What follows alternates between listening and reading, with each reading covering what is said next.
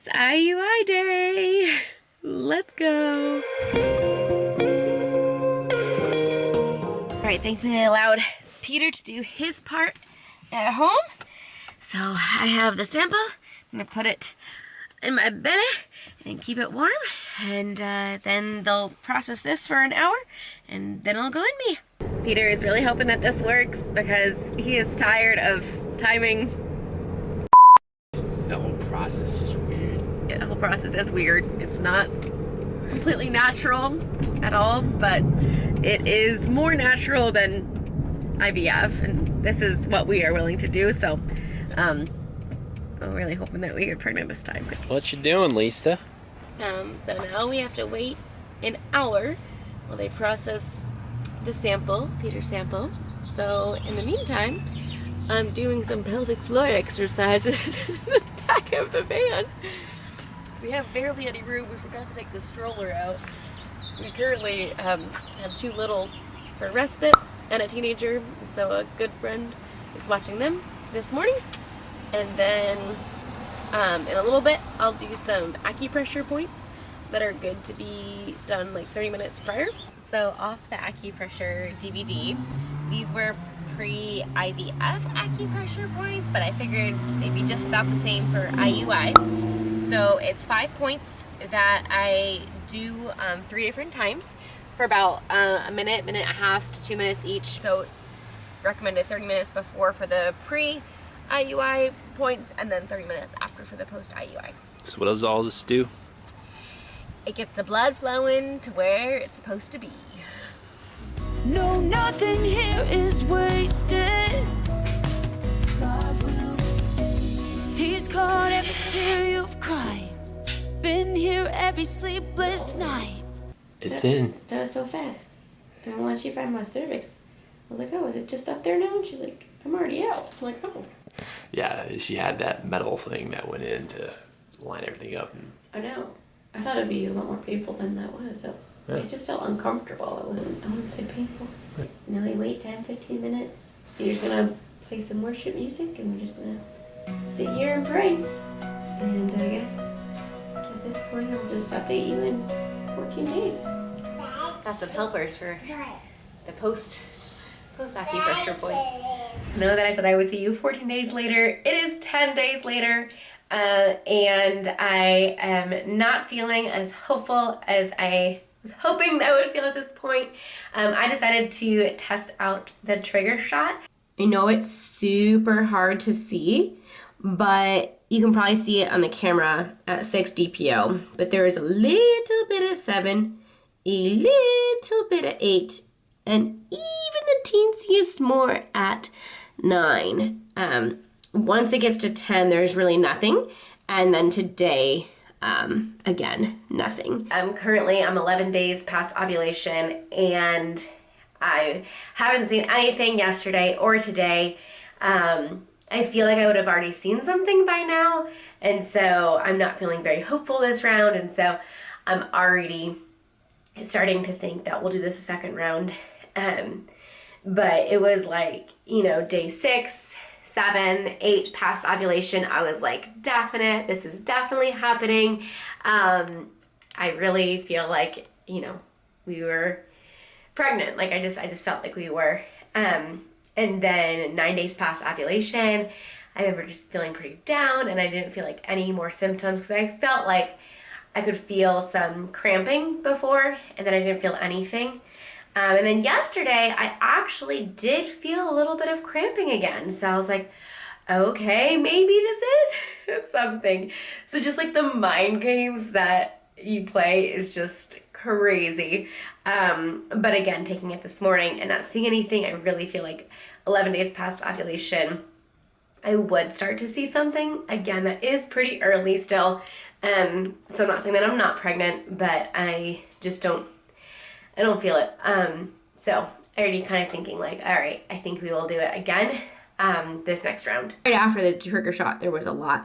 And then it's time consuming and mentally draining to take a test every single day. So I didn't. And now knowing like how this is, I probably, if I do test out the The trigger shot I'll probably won't start again until 5 or 6 DPO, and then do it every day or even every other day until I know it's completely gone, and then just wait a couple more days to take another test. I was gonna take today off testing, but I felt like super crampy today, and it's the 24th day of my cycle, so I'm really hoping that's not my period coming, but that's kind of what it feels like.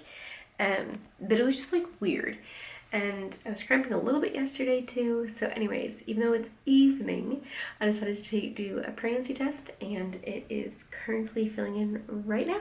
It doesn't look like anything, so I don't know what this cramping is going on. If it's my period coming early, or implantation cramping, but nothing's showing yet on the pregnancy test.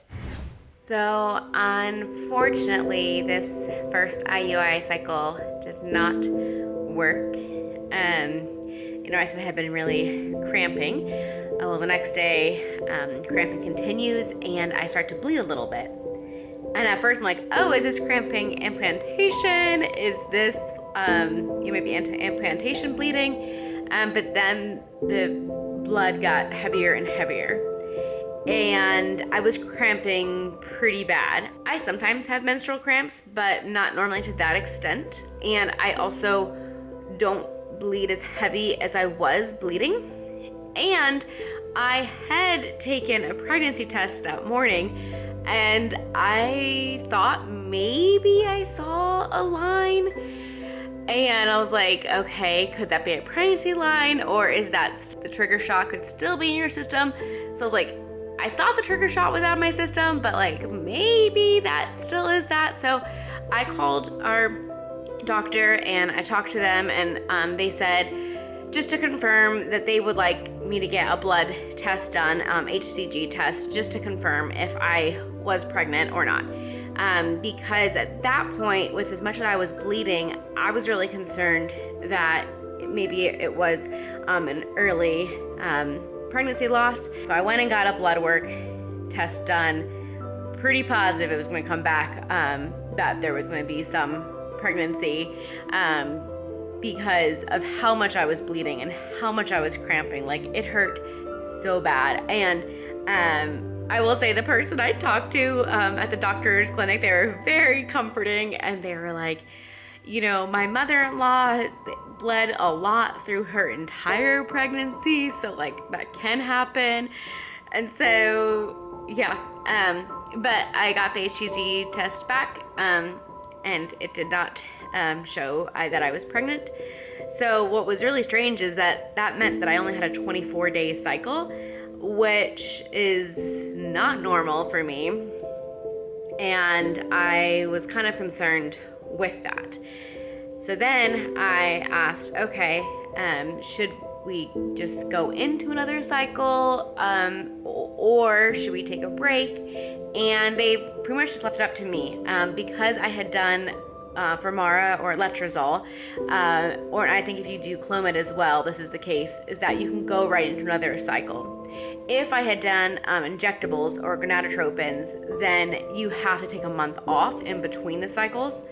So because I had done the letrozole, I could just go right into another cycle. And so that is what we did. And I was pretty disappointed when I finally realized, okay, like, I'm not pregnant. This isn't just bleeding. But it did help to just be like, okay, well, let's go into the next cycle and try again. And I think part of what helped my disappointment not to be so extreme is twofold, and that is that I know that the success rate of IUI isn't super high. It's just giving your body a chance, and it's just kind of trying to time it. But people don't get pregnant every, pregnancy cycle. And my husband and I have been trying for over 10 years to try and get pregnant, and so we've tried a lot of things naturally, and so this is just another thing that we could try. And I don't think I was putting as much hope into it as I have in the past. Obviously, I just know that it is God who opens my womb, and I'm just working on trusting in him. I felt like that first cycle, I did everything right. And so I think that was the disappointing thing. And now that we're going into the second time, my focus is to trust and to be still and to abide in Christ. And so that is where my hope is found. And whether we have a baby or not. And so it is still hard. I mean, your mind just plays so many tricks, and I'm so thankful for this opportunity to try. But yeah, we have said that we'll give it 3 tries. And so try number 1 is down, and on to try number 2. Please subscribe if you are not already, and I will share the rest of the journey with you. Thanks for watching, and we'll see you in the next video. Bye, guys. No, nothing here is wasted. God will redeem.